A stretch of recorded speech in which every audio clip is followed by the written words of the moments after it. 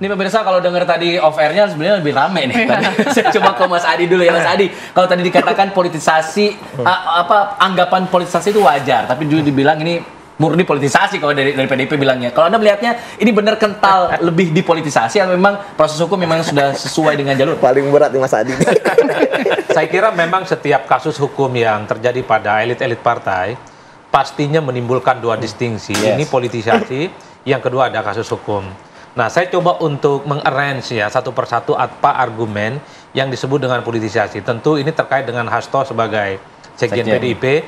Yang kedua misalnya kita melihat ada persoalan yang sudah jadi tersangka, kasus Harun Masihu ini, kan sudah dinyatakan ingkrah tadi itu kata Bang Johan dan tidak menyebut Hasto. Yang ketiga tentu tidak terlepas dari kasus Hasto yang menurut saya nyalak sepanjang masa kan, begitu kritis, begitu agresif. Jadi argumen-argumen yang semacam ini sepertinya selalu ditempelkan bahwa kasusnya Harto ini itu lebih kentara nuansa politisnya. Apalagi misalnya saat pilpres, saat pilkada, kalau Hasto agresif menyerang seseorang, menyerang kelompok tertentu, selalu muncul Harun Masihu dan seterusnya. Itu argumen politisnya. Tapi kan memang kita tidak bisa menutup mata bahwa persoalan Harun Masihu yang menggantung 5 tahun itu kan menyeret nama Pak Hasto dalam konteks nama-namanya yang dikira punya kontribusi, dinilai punya andil dalam terkait suap yang sebenarnya jumlahnya tidak terlampau banyak ya. Apalagi misalnya ini kan kasusnya cukup lama, 5 tahun, kenapa baru saat ini? Kalau memang sejak awal ada indikasi keterlibatan orang penting di PDIP, kenapa tidak dari awal ini dipanggil? Nah, menariknya menurut saya ada dua pola yang agak sedikit berubah di KPK hari ini. Entah ini karena pergantian ketua KPK atau struktur KPK yang baru. Biasanya KPK itu dia konferensi pers, menyebutkan kira-kira siapa orang yang disebut tersangka, kerugiannya apa, dan kasusnya apa. Kasus Hasto tidak. Ini rame dulu di media, TV One nyebut, media online nyebut, medsos nyebut, bahwa Hasto itu sudah terjadi tersangka. Kawan-kawan KPK ketika ditanya misalnya tidak langsung mengiyakan, masih cek dulu ini barang, apakah betul ataupun ada. Termasuk kawan-kawan PDIP misalnya menyebut belum dengar secara langsung. Nah ini menurut saya ada sesuatu yang baru. Ramai dulu, baru kemudian KPK konferensi pers. Sebelumnya kita tahu kalau ada OTT, ada kasus, disebutkan siapa. Dulu. Nah yang kedua, ini kan kalau mau jujur, Hasto ini kan bukan target utama. Justru target utama itu sampai saat ini tidak terungkap. Siapa? Harun Masihu yang sudah lama jadi DPO, tidak temu, tidak terungkap. Mungkin Mas Yudi nanti bisa sebut apa rumitnya sih cari orang ini barang. Biasanya kalau di Indonesia ada kasus kayak terorisme, ada begal, ada kasus 2 hari beres selesai. Ini kok panjang sekali ceritanya. Ini Hasto, ini kan belakangan dianggap sebagai ada novum baru, ada kontribusi, ada keterlibatannya terkait dalam kasus ini. Mestinya yang pokok dulu, baru orang-orang yang terlibat di sekitarnya. Tapi ala kulli hal bagi saya, setiap apapun proses hukum harus memang ditegakkan di atas segala-galanya. Yang paling penting bagi saya saat ini adalah KPK ini kan lembaga menurut saya cukup luar biasa besar, yang ditangani itu mestinya kasus-kasus yang besar lagi. Bahwa ada kasus Harun Masihu, ada sekjen PDIP, ini kan jumlah kerugiannya tidak terlampau seberapa, mestinya KPK fokus negara yang kemudian dirugikan triliunan, ratusan M. Nah itu yang diuber-uber sampai liang lahat, menurut saya lebih-lebih penting. Kalau ini mau menjadi momen bagi KPK yang baru, kasus Hasto ini, tersangka ini harus menjadikan sebagai guidance ke depan bahwa persoalan-persoalan negara itu masih jauh penting. Saya kira di situ konteksnya. Publik juga bertanya nih, apakah ini ada faktor pimpinan KPK yang baru? Jadi memang pimpinan lama mungkin belum, tidak bisa lah karena saat itu PDIP masih berkuasa begitu ya. Sekarang udah baru, pimpinannya baru, dengan mudah langsung ditetapkan tersangka. Ya kalau kita mengikuti perdebatan di medsos, perdebatan di media-media online, ya omongan-omongan kayak gitu biasa. Ini karena ganti rezim, ganti selera politik dan seterusnya. Tapi menurut saya, lembaga penegak hukum pastinya sudah ada bukti untuk dijadikan sebagai alat ya, untuk menetapkan seseorang itu terlibat dalam persoalan-persoalan hukum. Tidak mungkin sekelas KPK, kemudian Kejaksaan dan Kepolisian kalau tanpa ada alat bukti, atau misalnya alat buktinya di karang-karang misalnya. Itu menurut saya nggak mungkin. Tapi yang disebut politis itu sebenarnya, ini banyak kasus besar lain loh. Yang ruginya triliunnya. Ini kok kenapa yang didahulukan? Artinya apa? Kecil, besar, dan sedangnya persoalan. Menurut saya, ini tentu menjadi PR bagi penegak hukum, terutama bagi KPK. Udah, harus dihancurkan sehancur-hancurnya. Baik. Ya sudah, ini Hasto selesai, sudah ada tersangka, tinggal cari Harun Masihu. Setelah itu ada kasus-kasus besar lagi yang merugikan negara, triliunan, ratusan M. Itu Nah, kejar itu juga. kejar. Baik. Jauh lebih penting dari ketimbang kita meributkan sesuatu yang sebenarnya Baik. kerugian negaranya ya mungkin Oke. tidak terlampau banyak dibandingkan dengan kerugian Bang yang Jo, lain. kalau kita lihat tadi Mas Adi bilang ada pola baru yang dimainkan oleh KPK, bahwa ramai dulu di publik, baru kemudian diumumkan. Beda seperti pola-pola sebelumnya, dikonversikan dulu, disebutkan inisialnya, baru publik mengira-ngira siapa, baru kemudian ditangkap begitu. Nah ini kalau Anda melihatnya, apakah ini satu pola yang apa menurut PDIP ini pola yang normalkah? Bahwa kalau kita lihat ini sepertinya SPDP-nya ramai dulu di publik, Bang. Baru kemudian, padahal PDIP menerima nggak SPDP itu? Belum menerima. Sampai sekarang? Belum sampai sekarang belum. Oh, sekarang udah. Oh, baru setelah Sudah. diumumkan. Baik. Nah, terus penjelasannya seperti apa? Anda Nah, melihatnya pola seperti itu seperti apa? Jadi maka tadi saya nggak sependapat nih yang disampaikan sama abang saya Yudi kan. Jadi kalau yang namanya politisasi itu wajar, ya kan. Jadi memang Anggapan politisasi ya wajar. disinilah kelebihan KPK untuk memframing seseorang itu, ya kan. Bagaimana? Oh ini pelaku korupsi, ini pelaku penyuapan. Kalau mau bicara seperti yang Mas Adi bilang tadi itu, sampai hari ini nggak ada merugikan negara gitu loh.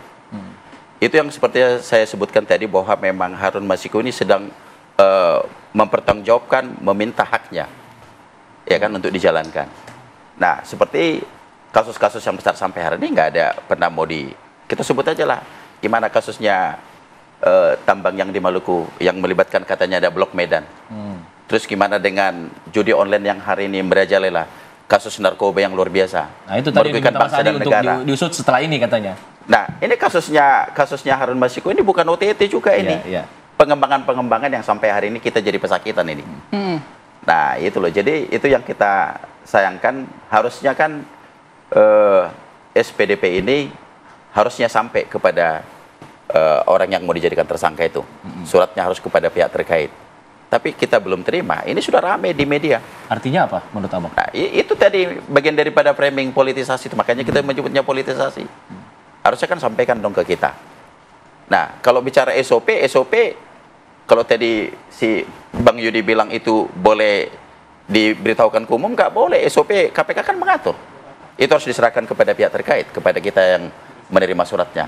Ini nggak dulu nih framing beritanya, pokoknya nih hancurkan dulu harkat martabat seseorang ini, framing ini adalah pelaku kejahatan, pelaku suap, pelaku kriminal, rusak dulu harga dirinya, hancurkan dulu harga dirinya, harus gitu. Oke. Nah, itu yang betul-betul kita protes gitu loh. Baik, Bang Jo, berarti perkataan Bu Mega soal jelang Kongres bakal ada yang mengacak-acak itu maksudnya ini? Tersangkanya Hasto ini? Ya, gini, kalau saya berpendapat begini, Mas Hasto ini kan adalah betul-betul motor penggerak partai. Jadi, ini kan partai besar, bukan kaleng-kaleng ini partainya Mbak Putri. Jadi, untuk menggoyang partai ini, motornya kuat itu lewat Pak Sekjen ini. Jadi, ada keyakinan kita bahwa memang ini harus dilumpuhkan dulu nih, motor penggerak ini. Nah, dalam tujuan yang disebut cawe-cawe nanti sampai pada akhirnya kita persiapan Kongres tahun depan kan.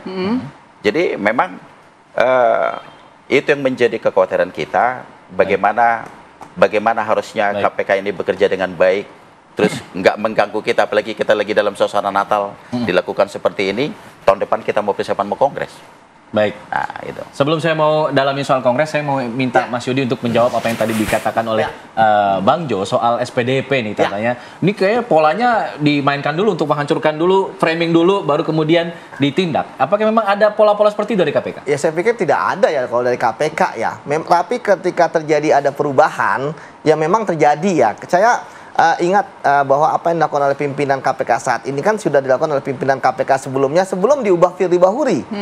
Ya, kita tahu dari awal pimpinan KPK ada ya bahwa penetapan tersangka itu dilakukan pada kesempatan pertama ketika diumumkan ketika sudah ditetapkan sebagai tersangka, bisa 1 hari apa 2 hari setelah dia ditetapkan tersangka di gelar perkara. Namun kan kemudian diubah ya pada zaman Firly ketika pengumuman tersangka itu dilakukan ketika ditahan. Artinya masih punya waktu 2 bulan, 3 bulan setelah penetapan tersangka. Padahal dalam putusan Mahkamah Konstitusi disebutkan secara tegas dan jelas ya bahwa tersangka harus sudah mendapatkan SPDP dalam waktu 7 hari. Jadi ngapain terlalu lama? Jadi ketika kemarin Pak Setio kemudian dia melakukan konferensi pers, saya pikir pimpinan saat ini melakukan kebijakan ya untuk kemudian akhirnya akan jadi pola-pola berikutnya, maksud saya ya. Jangan tadi dikatakan SPDP belum diterima, baru kemudian diumumkan. Ketika SPDP belum diterima ya saya nggak paham apa yang terjadi. Cuma memang